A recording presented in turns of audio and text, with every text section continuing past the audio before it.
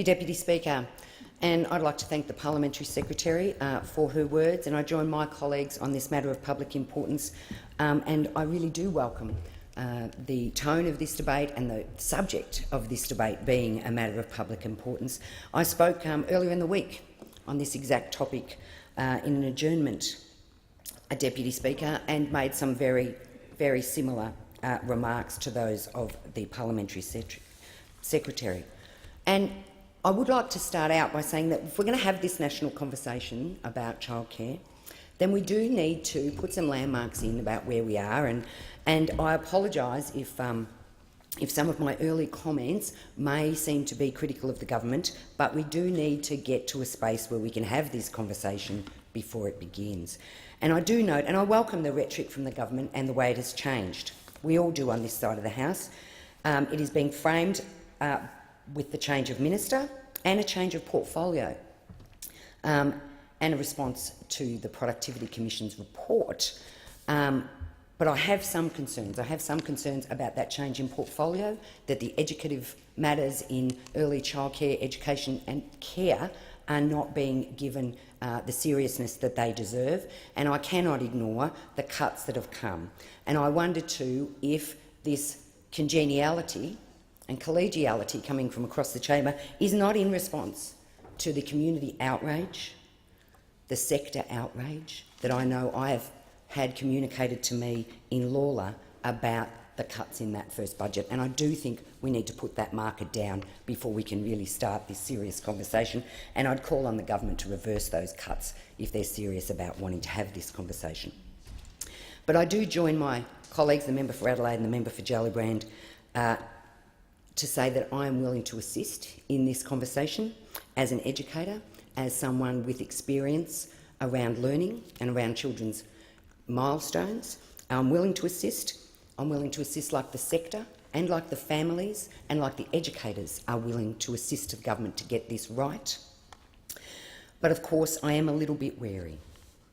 I'm a little bit wary when I hear some of the rhetoric that's still coming across. It's not an industry subsidy, it's not a wages subsidy. I'm listening really carefully because the first part of a conversation is to listen. And I'm listening really carefully. And I've got some concerns.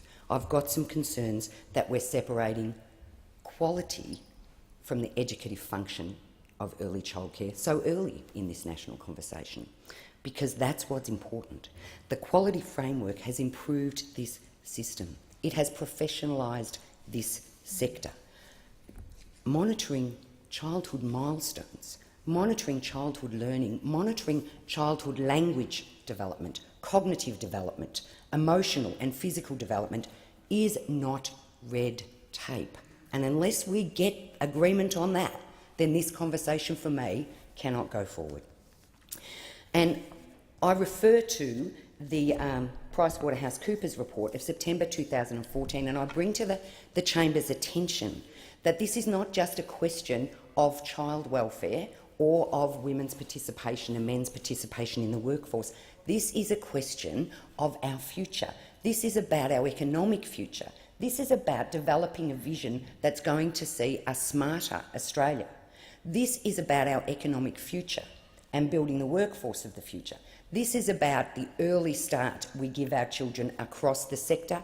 It's about including all children and their needs. And I go to this report which suggested that the benefits to the GDP in increased participation of vulnerable children in early childhood education, and I make that clear, I'm not talking about childminding and I'm not talking about babysitting, is worth $13.3 billion. The projections are into our GDP.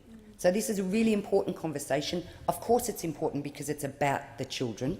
Of course it's important for me as a feminist because it's about female participation in the workforce, but it's important for our country and us going forward that we come to grips with the importance of education, that we see early childcare education not through the lens as a cost, but through the lens as an investment in this country's future.